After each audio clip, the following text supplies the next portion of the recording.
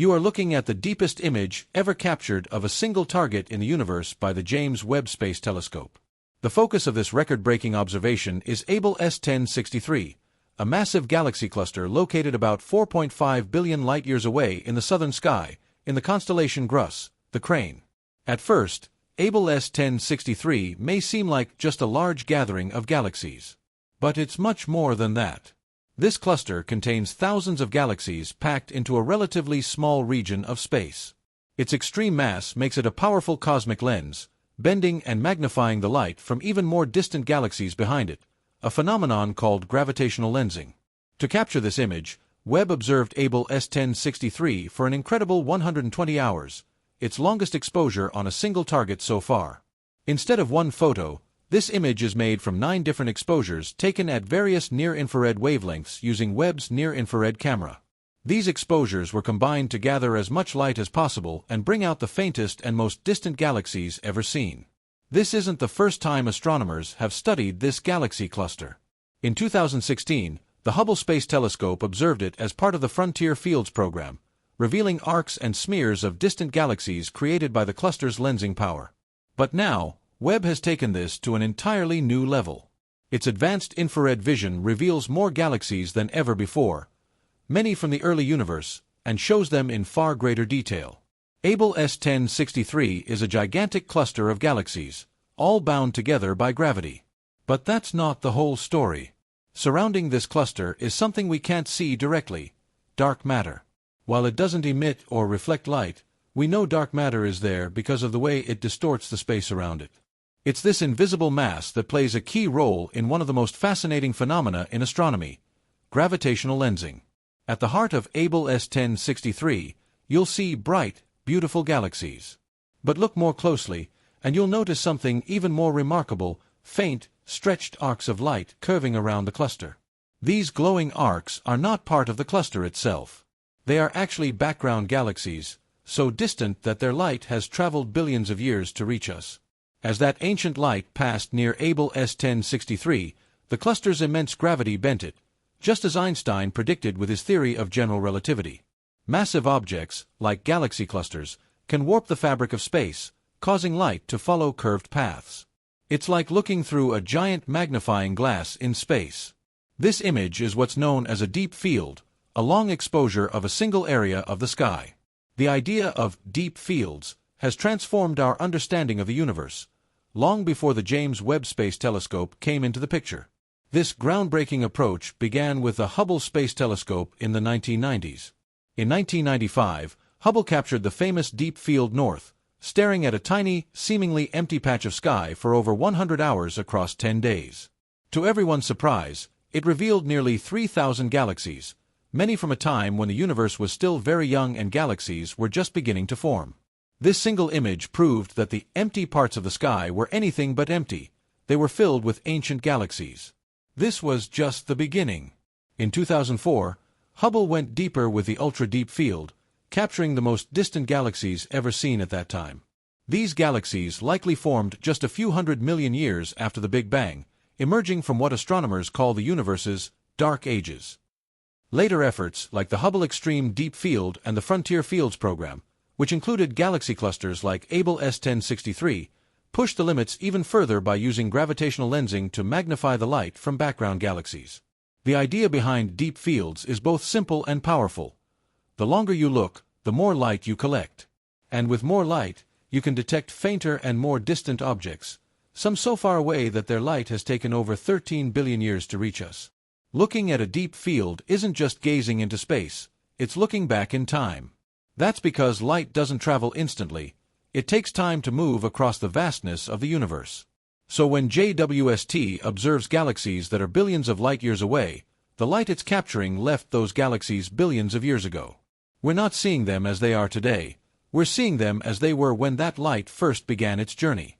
It's like looking at a cosmic time capsule, the universe's ancient history, frozen in light.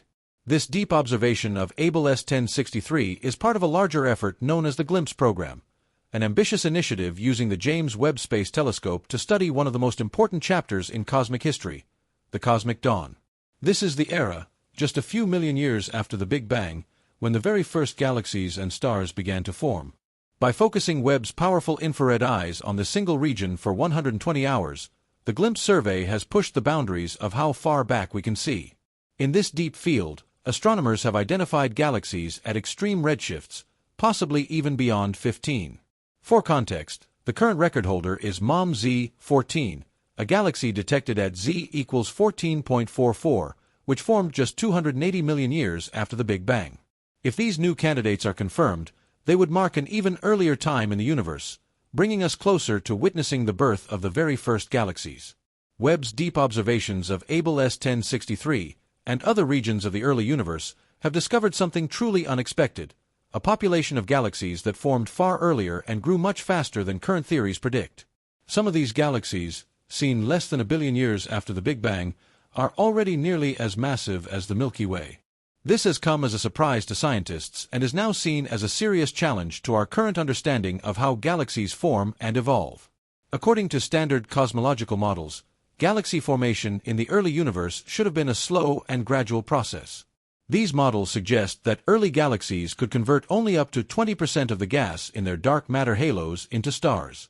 But the ultramassive galaxies observed by Webb seem to have defied those rules. They managed to turn much more of their gas into stars, and did so very quickly.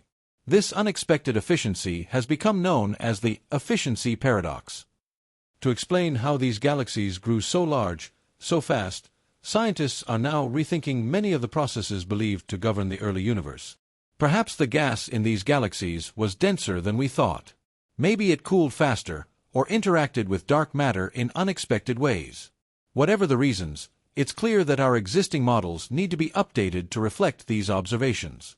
Adding to the puzzle, some of these early galaxies also contain heavy elements like nitrogen and oxygen, which can only be created in stars. Their presence suggests that not only did massive stars form quickly, but they also lived and died fast enough to enrich their surroundings with new elements.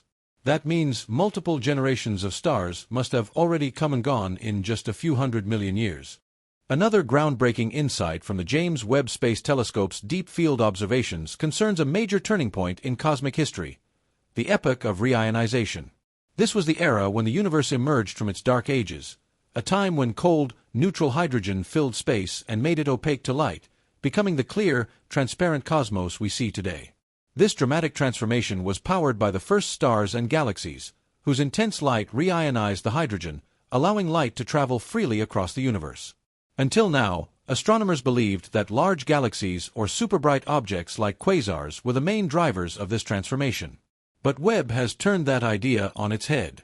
Its observations reveal that dwarf galaxies, small, faint galaxies that formed early, were likely the true heroes of reionization.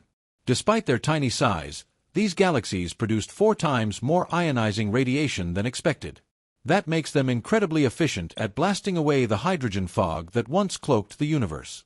The key lies not in their individual brightness, but in their numbers. There were simply so many of these little galaxies that their combined output was powerful enough to reshape the entire universe. This shifts the focus from a few bright beacons to a collective glow from countless faint sources, each playing a vital role in lighting up the cosmos. Evidence for this comes from galaxies like JADE's GS Z13-1, observed at a redshift of 13, which already shows signs of existing in a fully ionized region. This tells us that the reionization process may have started earlier than previously believed, and that these early galaxies were especially good at reheating the universe with their energetic radiation. These findings are dramatically changing how scientists understand the cosmic dawn, the period between 50 million and 1 billion years after the Big Bang, when the first stars, galaxies, and black holes appeared. JWST's data suggest that reionization likely began around a redshift of 8.9, and that early galaxies formed and evolved much faster than our models had predicted. These groundbreaking discoveries aren't the final word, they're just the beginning of a new chapter in our exploration of the cosmos. From Hubble's early deep field images to Webb's stunning breakthroughs, each step has built on the one before it. And when new data challenges what we thought we knew, it doesn't signal failure, it drives science forward. This is the heart of cosmology, a constantly evolving dialogue between observation and theory. Each unexpected finding forces scientists to ask new questions, refine old models, and explore fresh ideas. It's a reminder that science isn't a fixed set of answers, it's a living, self-correcting process. And with every new image from the James Webb Space Telescope, we're not just seeing farther into space, we're pushing the frontier of human understanding. So, thanks for watching. If you enjoyed this video, don't forget to give it a like and subscribe to our channel The Science Signal for more journeys into the universe. And if you haven't seen it yet, NASA recently released the most breathtaking images of Jupiter we've ever seen. You won't want to miss that. Click here to watch the episode now.